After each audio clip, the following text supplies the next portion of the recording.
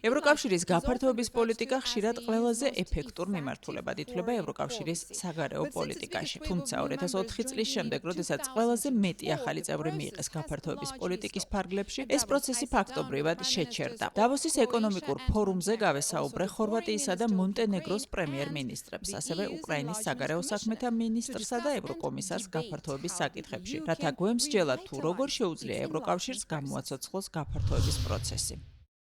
ევროკომისარო, მინდა პირველი კითხვა თქვენ დაგისვათ. უკრაინაში რუსეთის შეჭრის შემდეგ გაჩნდა განცდა, რომ სასწრაფოდ უნდა განახლდეს ევროკავშირში გაწევრებასთან დაკავშირებული მოლაპარაკებები. ევროკავშირის ლიდერები სულ უფრო ხშირად ებიან იმ 7 ქვეყნის წარმომადგენლებს, რომლებიც ჯერ კიდევ კართან დგანან. ზოგიერთ კანდიდატ ქვეყანასთან მოლაპარაკებები თითქმის 10 წელზე მეტია შეჩერებულია. მიუხედავად იმისა, რომ ევროკავშირის გაწევრებასთან დაკავშირებული პირობები და პროცესი იგივეა. მაინც რა შეიცვალა ევროკავშირში, რის გამოც ასე გართულა მიღება. თქვენ ხომ ახლა აპირებთ ჩაიბაროთ ეს საკითხი. მას შემდეგ, რაც 10 ქვეყანა შეუერთდა ევროკავშირს 2004 წელს, მოგვიანებით კი შევიდნენ ბულგარეთი, რუმინეთი და ბოლოს 2013 წელს ხორვატია, ეკონომიკური და გეოპოლიტიკური მდგომარეობა შეიცვალა. ამავე დროს გაჩნდა შეხედულება, რომ უფრო მნიშვნელოვანია ევროკავშირის შიდა საკითხებში ჩაღრმავება და მათზე ზრუნვა, რათა ის პრობლემები მოეგვარებინათ, რომლებიც იმ დროს გაჩნდა. ეს ერთი მიზეზი. მეორე მიზეზი არის კანონის უზენაესობის საკითხი.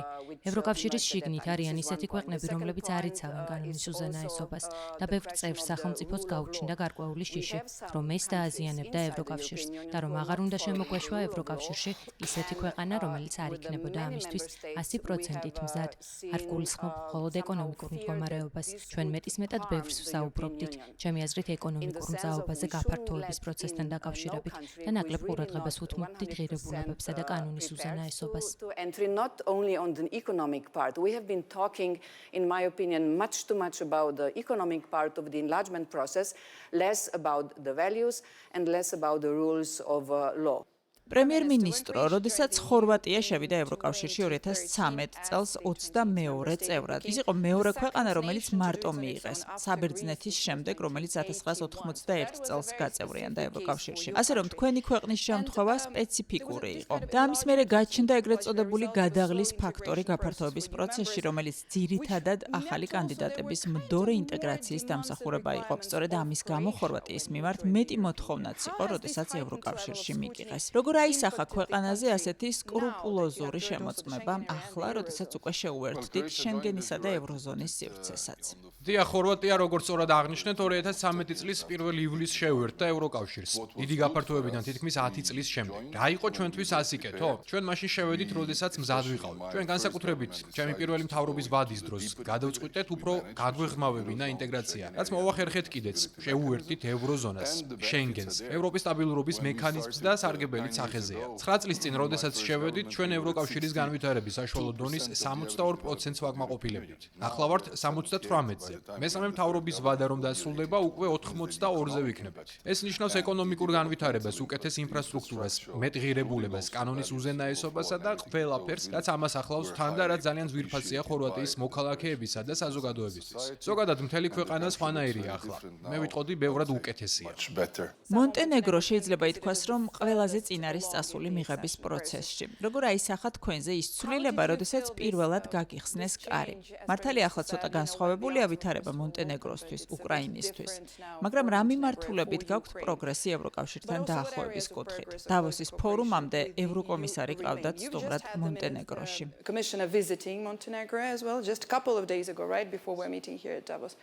პირველ რიგში, ჩემი აზრით, ევროკავშირში მიღების პროცესი არ არის შეჯიბრება. ჩვენ ყველა ვცდილობთ შევასრულოთ ძირითადი პირობები, რომლებსაც ევროკავშირი გვიწესებს ჩვენსავე სასიკეთოდ.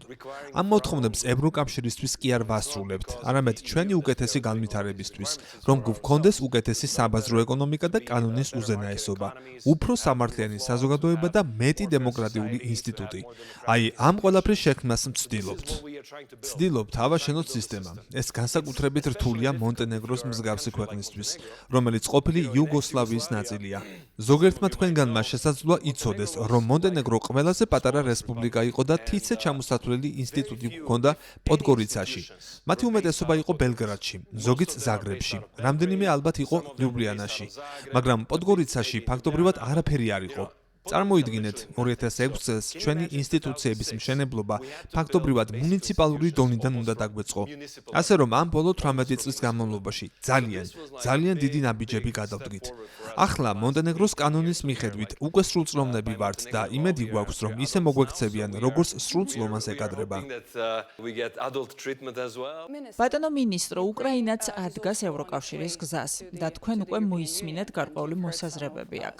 თქვენს გაწევრებასთან დაკავშირებული მოლაპარაკებები ოფიციალურად 2024 წლის 25 ივნისს დაიწყო. თუ გავითვალისწინებთ, რომ ეს პროცესი ზოგადად ითვლება როგორც ნელი და სკრუპულოზური, რეალისტურად რას შეიძლება ველოდოთ, რათა დაჩქარდეს უკრაინის როგორც კანდიდატი ქვეყნის პროცესი. ამას როცა ვამბობ, მხოლოდ ერთი მხარის დამოკიდებულებას კი არ გულისხმობ, არამედ იმას, რომ უკრაინამ დააჩქაროს პროგრესი. Ukraine trying to every time to produce to get the progress quicker and quicker. დიდი მადლობა კითხვისთვის. უკრაინაში ჩვენი ხალხის 90% მხარს უჭერს უკრაინის ევროკავშირში გაწევრებას. სხვადასხვა ეს გახლავთ რუსეთის სასტიკი აგრესიის მეორე მხარე. სრულმასშტაბიან შემოჭრამდე მოსახლეობის 50%-ზე ოდნავ მეტი იყო ევროკავშირში შესვლის მომხრე. ამ აგრესიის პირველივე დღეს ჩვენ მივმართ ევროკავშირის გაწევრების თხოვნით. ნახევარ წელიწადში კანდიდატის სტატუსი მივიღეთ. ეს იმას ნიშნავს, რომ ასეთი სისწრაფე გეოპოლიტიკური მდგომარეობის გამო გვჭირდება.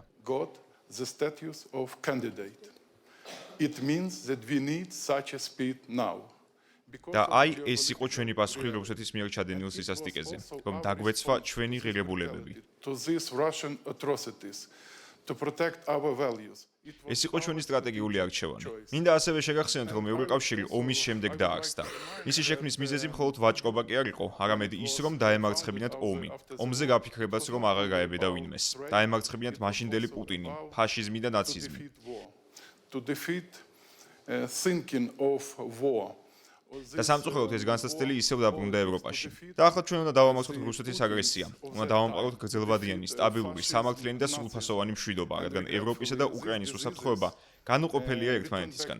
და ევროკავშირის წევრობა არ არის ჩვენთვის უპირატესობის მონიჭება, რადგან ჩვენც შევიტანთ წვლილს ევროკავშირის გაძლიერებაში.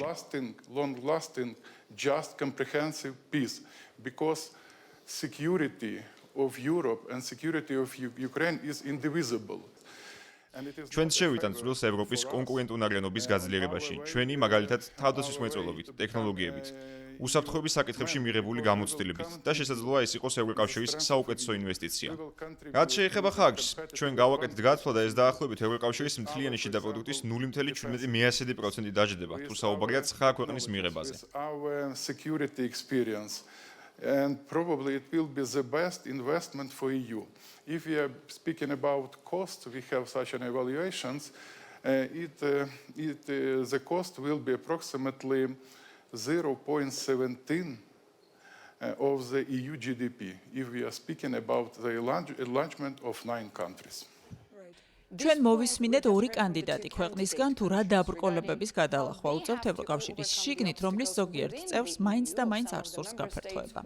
მაგრამ რამდენად იზიარებენ ეს მოქმედი წევრები იმავე ღირებულებებს, რომლებსაც ითხოვენ კანდიდატი ქვეყნებისგან. Share the same values that are actually demanded of the candidates. First of all, we have to bear in mind that the every enlargement process is უპირველეს ყოვლისა უნდა გვახსოვდეს, რომ გაფართოება პოლიტიკურად მოტივირებული პროცესია. მაგრამ მე ვისურვებდი, გამეგო რამდენად რეალისტურად უდგება საკითხს ყველა, რადგან რეალობის განცდა ყველაზე მნიშვნელოვანი ცნებაა გაფართოების პროცესში. ყველას დაავიწყდა კოპენჰაგენის 1993 წელს დამტკიცებული გაწევრების მეოთხე კრიტერიუმი, ეგრეთ წოდებული ევროკავშირის თანთქმის უნარი, რაც ჩვეულებრივ ენაზე ნიშნავს, თუ რა უჯდება ბიუჯეტს გაფართოება. როგორი იქნება ახალი წევრების გავლენა კონტრიბუტორ და ბენეფიციარ ქვეყნებს შორის ურთიერთმიმართებაზე. ან რეგიონული განვითარების, სოფლის მეურნეობის პოლიტიკაზე და ნებისმიერ პოლიტიკაზე ზოგადად. Contributor countries and beneficiary countries. What will be the impact on the policies? Cohesion, agriculture, any policy that you can imagine. დარწმუნებული ვარ, ძალიან ბევრი კრიტიკა მოგისმენიათ უკრაინის გაწევრების პროცესის დაჩქარებასთან დაკავშირებით სხვა ქვეყნებთან შედარებით, რომლებიც გაცილებით დიდხანს იცდიდნენ და გვიან შეიტანეს განაცხადი და ასე შემდეგ. რას ფიქრობთ ამაზე? იმიტომ რომ ეს ძალიან მნიშვნელოვანი საკითხია. We love it. We want to be even faster. ჩვენ ძალიან მოგწონს ეს. ჩვენ ვისურვებდით, რომ კიდევ უფრო სწრაფად წასულიყო პროცესი. სულაც არ ვართ წინააღმდეგი. ჩვენთვის ეს სამსებით მისაღებია. უბრალოდ ჩვენც ნუ დაგვიბიწყებენ ამასობაში.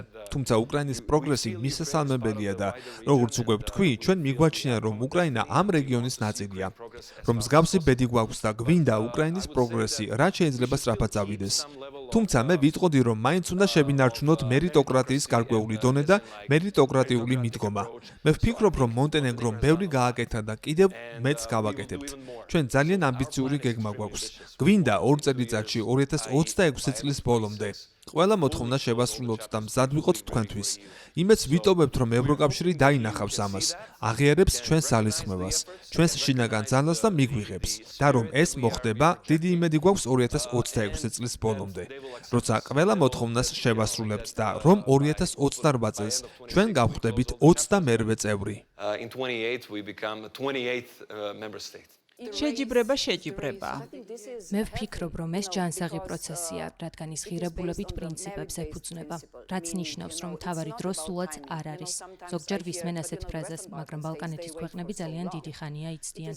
საქმე არ ეხება რამდენად ხანგრძლივია მოლოდინი. საქმე ეხება იმას, თუ რამდენად ბევრის გაკეთება შეუძლიათ და როგორია მათი პოლიტიკური ნება. ეს კი შეიცვალა. ასე რომ ეს ქვეყნები აკეთებენ იმას, რაც უნდა გააკეთონ. იცით, მოლაპარაკებები ძირითადად იმას ნიშნავს, რომ ან თანხმდები მას, ან გადიხარ. ბოდიშს ვითხოვ ასეთი პირდაპირობისთვის.